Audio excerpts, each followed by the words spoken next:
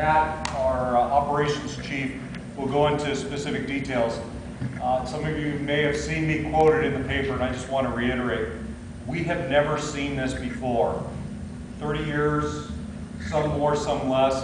We've all had fires across the United States, primarily the western United States, big communities, little communities. From basically an entire room full of donated food, power bars, cookies, brownies. I'm going to have to go on a diet after that. Thank you. To water, to Gatorade, to the welcome. I cannot thank you enough. It speaks volumes for somebody coming from another part of the state to this community.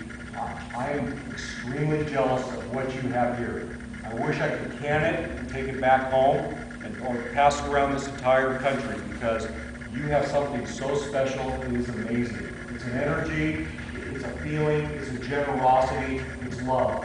So on behalf of the 1,000 men and women who are fighting fire, on your behalf, thank you so much.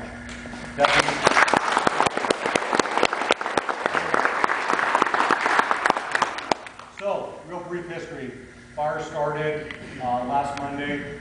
Cause is still under investigation.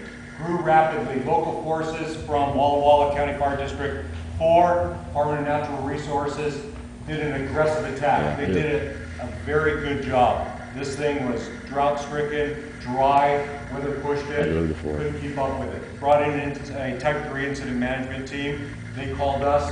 They knew the potential of this thing. Let me back up for 1 second. Most of you probably aren't aware of this, but the city of Walla Walla, the fire districts, the DNR and Forest Service kind of did a simulation of this fire about a year ago. They've already planned this out. I have to give kudos to the city leaders, to the agencies involved. They saw the potential here, and that's why I'm going to say I'm cautiously optimistic that we were very successful, that this thing didn't burn your watershed. So again, they brought us in, and we amped up as fast as we could.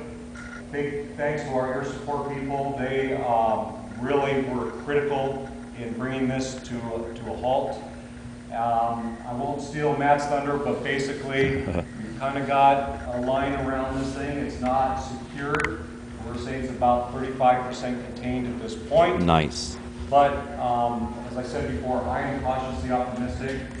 I slept pretty good last night for the first time since I've been here. Wow. I know a lot of you, and I had the honor of addressing the mayor and council, and a lot of you were at the city council meeting. I was really nervous, as they were, as all of you are on your watershed. So fingers are crossed, and things are looking good. Thank you.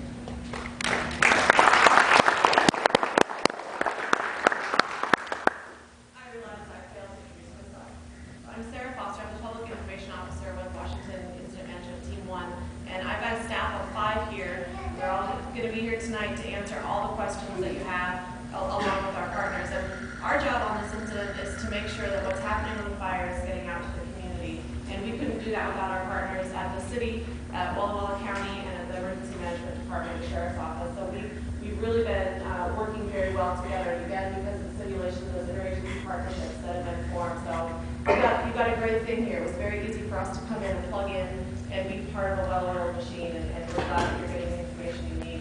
I'll now turn it over to the Sheriff. Good evening, everybody, and thanks for being here. And I'll just echo the sentiment of the thanks for everybody. It's just overwhelming probably isn't the right word, but very, very welcome, both for our agency and all the local agencies. So when this thing first kicked off, as you know, there's 3 levels of evacuation notices. Level 1 means, this is a warning that there's something going on in the area. Level 2 means be ready to evacuate, it's getting closer. And level 3 means we really need you to move.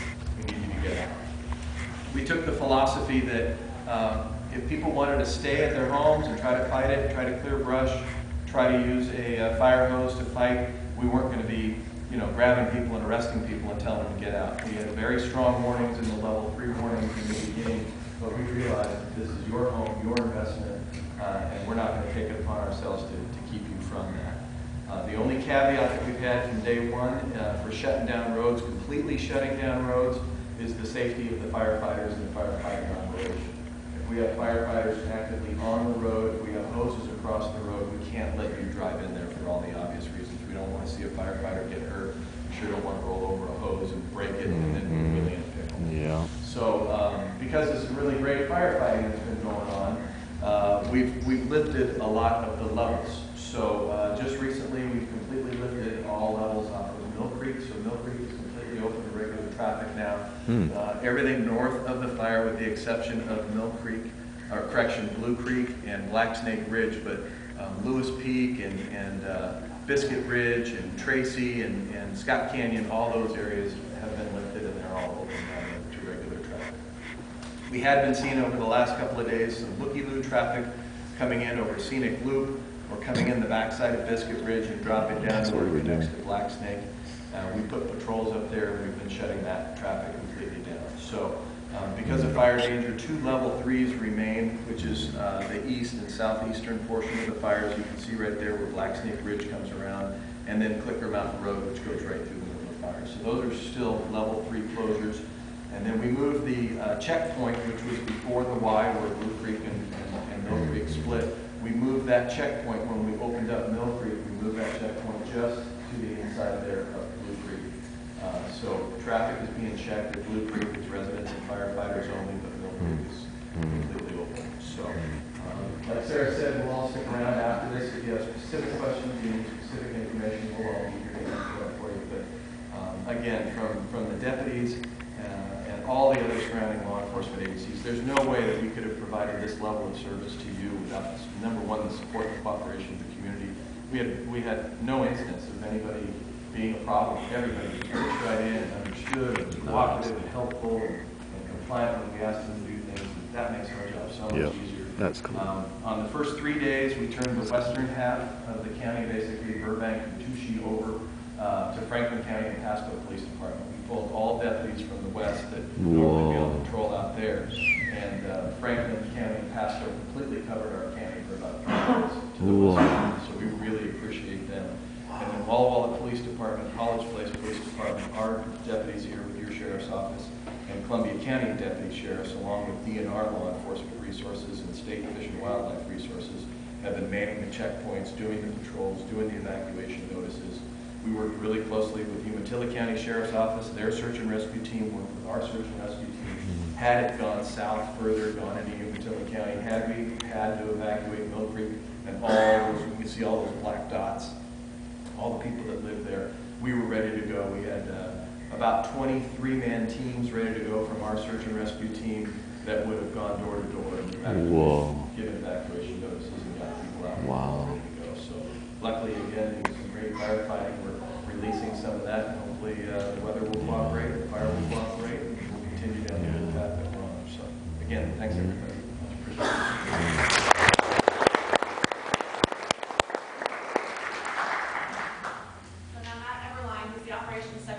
With the team is going to talk to you specifically about what's happened and what we're looking at on the ground right now.